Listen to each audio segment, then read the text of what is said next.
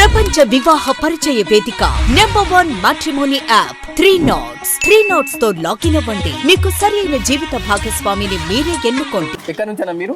అన్న మేము వరంగల్ డిస్ట్రిక్ట్ మాది. మీరు కూడా నిరుద్యోగేనా? నేను ఒక్కనే కాదు, మా మిత్రులందరూ కూడా ఒక్కొక్క ఏరియా నుంచి వచ్చినాం. ప్రచారానికి వచ్చిలా లేక కేవలం? మేము ఎందుకంటే మా నిరుద్యోగ సమస్య మీద ఒక అభ్యర్థి నిలిచింది కాబట్టి, ఆమె వ్యక్తిగత అవసరం కోసం కాదు, స్వలాభం కోసం కాదు, రాష్ట్రంలో ఉన్నటువంటి 30 లక్షల యొక్క నిరుద్యోగుల యొక్క ఆశ కోసం, వాళ్ళ భవిష్యత్తు కోసం. ఎందుకంటే జాబ్ క్యాలెండర్ ఇవ్వలే ఈ దొంగ ప్రభుత్వం, ఇచ్చినటువంటి హామీలన్నీ కూడా పొంగలు దొక్కిండు. ఇవాళ రేవంత్ రెడ్డికి ఒకటే సూటిగా ప్రశ్నిస్తున్నాను, నిజంగా మీకు చిత్తశుద్ధి ఉంటే మాకు ఈ పరిస్థితి ఎందుకు వస్తుంది? ఎలక్షన్లో మమ్మల్ని మీరు ఒక 3 సరుకులు వాడుకున్నారు, మీకు తెలియదా? ఇవాళ కొంతమంది అడ్డుకుంటున్నారు మమ్మల్ని, పోలీస్ మిత్రులు కూడా. దాడులు కూడా జరిగినాయి, దాడులు కూడా కొంతమంది జరిగినాయి. సరే, అందులో వేరే ఎవరో మాకు తెలియదు. మా చిక్కడపల్లి లైబ్రరీ నుంచి బాలకోట అని చెప్పేసి మా మిత్రుడు, అతన్ని కూడా కొట్టేటువంటి ప్రయత్నం చేసిళ్ళు. సో ఏం తప్పు చేశామని ఏం తప్పు చేశామని ఇవాళ రేవంత్ రెడ్డి గారు ఒకటి గమనించాలి. వాళ్ళు గెలిచిన తర్వాత నిరుద్యోగులను నేను ముఖ్యమంత్రి అయినా అన్నాడు. మరి ఈ రోజున మా మీదనే వాళ్ళు దాడి చేస్తున్నారంటే దీన్ని మేము ఏమనుకోవాలి అన్న? మీకు తెలియదు ఏమన్నా? కొందరు ఈ నిరుద్యోగుల పేరు పట్ట నిరుద్యోగ చేసి సంథింగ్ టీషర్ట్లు వేసుకొని తిరగడం జరుగుతుంది. సో వాళ్ళు కూడా మీ తరపు నుంచి వచ్చిన వాళ్ళు, లేకపోతే కొంతమంది సోషల్ మీడియా ట్రోల్ చేస్తున్నట్టు బీఆర్ఎస్ పార్టీ విద్యార్థి విభాగం అన్నట్టు కూడా ట్రోల్ చేస్తుంటారు. అలా ఏం లేదన్న. ఇప్పుడు ఉస్మానియా క్యాంపస్ లో చాలా ఆర్గనైజేషన్స్ ఉంటాయి, మీకు తెలియదు ఏమున్నది? మీకు కూడా తెలుసు కదా, ఆర్గనైజేషన్స్ ఉన్నాయి. ఏంటిది ఇప్పుడు అంటే మామూలుగా జేఏసీ అని చెప్పేసి, పోలీస్ జేఏసీ అని చెప్పేసి, గ్రూప్ 1 వాళ్ళు, అట్లా రకరకాల జేఏసీలు ఉంటాయి. సో జేఏసీలు వాళ్ళు ఏంటంటే స్వచ్ఛందంగా ఒక 100 మంది అట్లా సమూహంగా వచ్చి వాళ్ళు ప్రచారం చేస్తున్నారు. మేము ఆ అభ్యర్థి తరపున కంటెస్ట్గా మేము కూడా చేస్తున్నాం అనమాట. సో వాళ్ళకి మాకు సంబంధం లేదు అంటే సంబంధం లేదని చెప్పలేము, ఎందుకంటే వాళ్ళ అజెండా మా అజెండా ఒకటే, నేపథ్యం ఒకటే. కాకపోతే నిరసన గెలిపించారు. ఎస్, మేమేంటంటే కాంగ్రెస్ పార్టీ ఖచ్చితంగా ఇక్కడ గెలిస్తే జరగబోయే నష్టాలు ఏంటి తెలుసా? ఇక్కడ జూబ్లీస్ ప్రజలకి కాదు, యావత్ తెలంగాణ రాష్ట్రంలో ఉన్నటువంటి ప్రజలందరికీ కూడా అన్యాయమే. వాళ్ళ మరణ శాసనం మీద సంతకం పెట్టినట్టయితుంది. ఎందుకు పార్టీ అధికారంలో ఉంది, సరే ఎంతో కొంత మంచి జరుగుతుందని ఆశిస్తారు కదా ప్రజలు. ఎస్, ఆశించవచ్చు. ఇంకెంతకాలం? ఇంకొక 2 సంవత్సరాలు అయితే అయ్యేపాయ. అంటే ఒక 10 సంవత్సరాలు 20 సంవత్సరాలు ఒకసారి అధికారంలోకి వస్తే రూలింగ్ గవర్నమెంట్ ఎన్ని సంవత్సరాలు ఉంటుంది? 5 years కదా, అందులో 2 సంవత్సరాలు అయిపోయింది కదా, నాకిలు కదా, ఇంకేమున్నాయి? మరి జూబ్లీస్ జరిగింది అభివృద్ధి? జూబ్లీస్ ఎక్కడ గ్రామాలలో జరిగిందా? 9.5 ఏళ్ళలో బీఆర్ఎస్ పార్టీ చేయని అభివృద్ధి మేము వచ్చిన 2 సంవత్సరాలను పూర్తి స్థాయి అభివృద్ధి చేసినామని చెప్తుంది అన్న. ఇప్పుడు ఈ క్వశ్చన్ మాకు వేసే ముందు బీఆర్ఎస్ పార్టీ గురించి మీరు ఎందుకు చెప్తలేరు అని చెప్పేసి కొంతమంది మమ్మల్ని అడుగుతున్నారు. మీరు కాంగ్రెస్ కే ఓటేద్దని అంటున్నారు, ఎందుకు బీఆర్ఎస్ కి కూడా ఓటేద్దని ఎందుకు అంటలేరు అని చెప్పేసి కొంతమంది మమ్మల్ని క్వశ్చన్ చేస్తున్నారు. వాళ్ళకి నేను సమాధానం ఇస్తున్నా. ఎస్, ఇప్పుడు బీఆర్ఎస్ పార్టీకి ఓటు వేయకండి అని చెప్పేసి, అంటే ఇప్పుడు వాళ్ళు అలాంటి అధికారంలో లేరు, వాళ్ళ మీద మా కోపం లేదు ఇప్పుడు. ఎందుకంటే మా కోపం అంతా కూడా ఇప్పుడు ఈ ఉన్న ప్రభుత్వం మీదనే మాకు ఉంటుంది. ఇప్పుడు వాళ్ళని ఒక మాట చెప్పినా, ఒక మాట దెబ్బ కొట్టినా కూడా మాకు లాభం లేదు. ఎందుకంటే వాళ్ళు మేమేం చేయాలి రా బాబు, మాకు అధికారం ఉందా అంటారు. ఇప్పుడు అధికారం ఎవరికి ఉన్నది? రేవంత్ రెడ్డి ప్రభుత్వానికి ఉంది, ఈ ముఖ్యమంత్రి దగ్గర ఉంది. కాబట్టి మేము వాళ్ళని అడగాలి, అన్నం ఉన్న కడ మేము అడగాలి.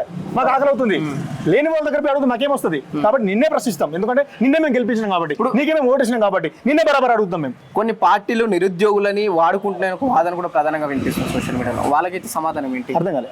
కొన్ని పార్టీలు నిరుద్యోగులను వాడుకుంటున్నాయి అన్న.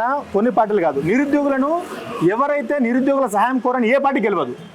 మన దేశం మొత్తం, మన రాష్ట్రంలో కాదు, నిరుద్యోగుల పాత్ర 100% ఉంటుంది. కాబట్టి ఏ పార్టీ మా కాడికి రావాల్సిందే. మేము వాళ్ళకు అంటే మాకు ఎవరైతే సకాలంలో వాళ్ళు ఇచ్చినటువంటి జాబ్ క్యాలెండర్ కానీ ప్రతి ఒక్కటి కూడా మాకు కల్పిస్తే మేము వాళ్ళకి ఖచ్చితంగా మేము మద్దతు తెలుపుతాం. ఇవాళ రేవంత్ రెడ్డి గారు మాకు తీరని అన్యాయం చేసిండు. ఎందుకంటే ఒకటే సంవత్సరంలో 2 లక్షల ఉద్యోగాలు అన్నాడు. సంవత్సరం అయిపోయింది, 2 సంవత్సరాలు అయిపోయింది. కనీసం ఒక 20,000తో 30,000తో నోటిఫికేషన్ ఇచ్చిన గత ప్రభుత్వం ఇచ్చినటువంటి నోటిఫికేషన్ అవన్నీ మీకు తెలుసు, మీకంటే ఎక్కువ మాకు తెలియదు. మీరు చూస్తూ ఉన్నారు. ఎందుకంటే ఇప్పుడు 70,000 ఉద్యోగాలు ఇచ్చామని ఒక మంత్రి అంటాడు, ఒక మంత్రి 60,000 అన్నాడు, ముఖ్యమంత్రి 60,000 అన్నాడు, ఇంకొక మంత్రి 1,00,000 అన్నాడు. ఇవన్నీ ఏం మాటలు అన్న? చదువుకున్న వాళ్ళు ఏమన్నా గాడుదలు కాస్ట్ వాళ్ళు, అసలు ఆ క్యాబినెట్ మంత్రులు ఉండేవాళ్ళు, ఇలాంటి వాళ్ళు పరిపాలన చేస్తే మాకు న్యాయం జరగదు. కాబట్టి చదువుకున్న వాళ్ళం మేము అసెంబ్లీలో అడుగు పెడితే మాకు న్యాయం జరుగుతుంది. మా సమస్యల మీద మేము మాట్లాడడానికి ఒక ఆస్కారం ఉంటుంది. మా నిరుద్యోగులకు బతుకులు మార్చడం కోసం మేము ఒక అడుగు ముందేసిన వాళ్ళం అవుతాం. కాబట్టి మాకు ఎవరి మీద వ్యక్తిగత దూషణ మేము చేయము. మాకు అన్యాయం చేశారు కాబట్టి మాకు ఈ రోజున ఈ పరిస్థితి వచ్చింది. మాకు నోటిఫికేషన్ ఇచ్చి మేము ఎందుకు వస్తామన్నా? మేము చదువుకుంటాం బ్రహ్మాండంగా, అవునా కదా? అందరూ స్టడీ హాల్స్ వదిలిపెట్టి ఎందుకు వస్తాం మిత్రులందరూ కూడా? సో కాబట్టి మేము వాళ్ళలాగా జూట మాటలు మేము మాట్లాడము.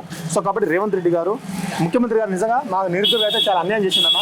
సో కాబట్టి అందుకోసమే మేము ఇలాంటి మేము అడ్డుకోవాలి. ఇక్కడ సీటు గెలవద్దు, ఇక్కడ సీటు గెలిస్తే మాత్రం రాష్ట్రం మొత్తం కూడా పట్టించుకోరు. ఎందుకంటే పరిపాలన మంచిగా లేనప్పుడు పరిపాలన చేయట్లేదు, ఆయన కూడా గెలిపిస్తే ఏమనుకుంటాడు? అరే మనం పరిపాలన అందియకుండా కూడా మనం గెలిపిస్తున్నారు, ఇంకా వీళ్ళకి మనం ఎలాంటి అభివృద్ధి కార్యక్రమం చేయనవసరం లేదు, వీళ్ళకి ఎలాంటి నోటిఫికేషన్ కూడా మనం ఇవ్వనవసరం లేదు. కాబట్టి ఇక మనం వీళ్ళు పట్టించుకోవద్దని చెప్పేసి ఇంకా హామభావం ఎక్కువైతుంది. కాబట్టి ఇక్కడ ఓడిస్తేనే వాళ్ళకు కొంచెం బుద్ధి వస్తుంది, ఇక నుంచైనా కూడా పరిపాలన సాఫీగా జరుగుతుంది అని ఒక నమ్మకాన్ని ఈ జూబ్లీ ప్రజలు గమనించాలి. కాబట్టి ఈ యావత్ రాష్ట్రం యొక్క భవిష్యత్తు మొత్తం కూడా జూబ్లీ ప్రజల దగ్గర ఉంది.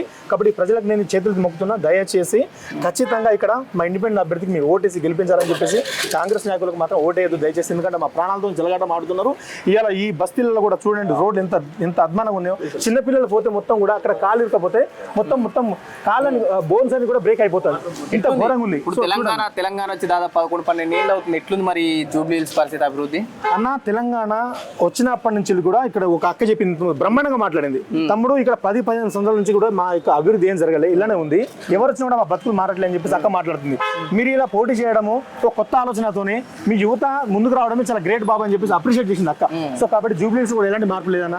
నేను ఏమనుకున్నా అంటే జూబ్లీ హిల్స్ అంటే ఒక మొత్తం రిచ్ ఏరియా అనుకుంటా, మొత్తం కోటీశ్వరులు ఉంటారు. బయట కూడా అదే ఉంది కదా, జూబ్లీ హిల్స్ అంటే మంచి class area, rich area, glass area, మొత్తం ఇక్కడ కోటీశ్వరులు ఉంటారు అని చెప్పేసి. కానీ జూబ్లీ హిల్స్ అంటే 10 మంది కోటీశ్వరులు, 100 మంది పేదవాళ్ళు. ఎవరు కోటేస్తారు మీరు?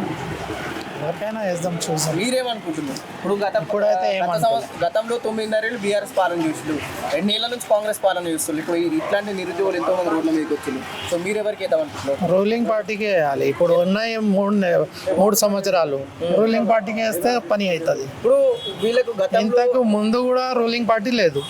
ఇప్పుడు ఇట్లాంటి నిరుద్యోగులంతా గతంలో బీఆర్ఎస్ చేసి రోడ్డు మీదకి వచ్చి, ప్రస్తుతం కాంగ్రెస్ చేసి కూడా రోడ్డు మీదకి వచ్చిందని వీళ్ళు బాధపడుతున్నారు. చాలా మంది చదువుకుని ఉద్యోగాల కోసం సార్ అన్నది ఏంటంటే, సార్ అన్నది కూడా తప్పేం లేదు, రూలింగ్ పార్టీకి వేస్తేనే ఎంతో కొంత న్యాయం జరుగుతాననే ఒక ఆశ ఉంటుంది. ఇప్పుడు ఎవరి ఇండివిజువల్ ఒపీనియన్ వాళ్ళకి ఉంటుంది. మేము ఏంటంటే వేసినా కూడా లాభం లేదు కదా. ఇప్పుడు పరిపాలన కూడా 2 ఇయర్స్ నుంచి ఏం జరగలేదు ఇక్కడ.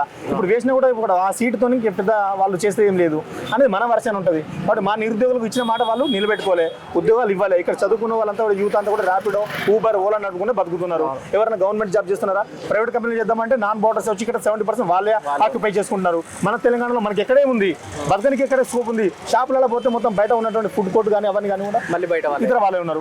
మొత్తం ఇక్కడ బీహార్ వాళ్ళు నిన్న ఇక్కడ ఇచ్చి ఖాళీ చేస్తే 8 లక్షల మంది బీహార్ వాళ్ళు ఇక్కడ నుంచి ఖాళీ అయ్యారు. వాళ్ళంతా మన హైదరాబాద్ నుంచి, కేవలం హైదరాబాద్ లో 8 లక్షల మంది నిన్న ఖాళీ అయ్యారు బీహార్ వాళ్ళు. అంటే అట్లా పక్క రాష్ట్రాలు అందరూ వచ్చి మన హైదరాబాద్ లో బతుకుతున్నారు. హైదరాబాద్ ఎవరిది? మన తెలంగాణది. కానీ ఇక్కడ తెలంగాణ బిడ్డలు లేరు, తెలంగాణ ప్రజలు ఇక్కడ లేరు. సో కాబట్టి సార్ కూడా ఆయన చెప్పడం తప్పేం కాదు, రూలింగ్ గవర్నమెంట్కి ఇస్తే బాగుంటుంది అని ఒక ఒపీనియన్ కావచ్చు. కానీ ఉన్నప్పటికీ మమ్మల్ని పట్టించుకోలేరు. మరి మమ్మల్ని ఇలా మార్చుకోవాలి మనము. దయచేసి వాళ్ళు మీరన్నా ఒక మాట చెప్పండి సార్, ఎందుకంటే సార్ మీరు చేస్తున్నారు ఓకే, నోటిఫికేషన్ ఇస్తే మేము చదువుకుంటాం, మాకు ఉద్యోగాలే కదా. ఇప్పుడు ఒక నిరుద్యోగ సమస్య అంటే ఒక వ్యక్తి సమస్య కాదన్నా, రాష్ట్ర భవిష్యత్తు ఒక సమస్య తెలుసా. ఎందుకంటే చాలా మంది కరప్షన్ చేస్తున్నారు, ఆఫీసర్లు లంచం తీసుకొని జాబ్ కొట్టుకొని వాళ్ళు కరప్షన్ చేస్తున్నాడు, చదువుకోవడానికి అవకాశం రావట్లేదు. సో కాబట్టి ఇలాంటి సార్ వాళ్ళు కూడా ఆలోచన చేయాలి. థ్యాంక్ యూ అన్న.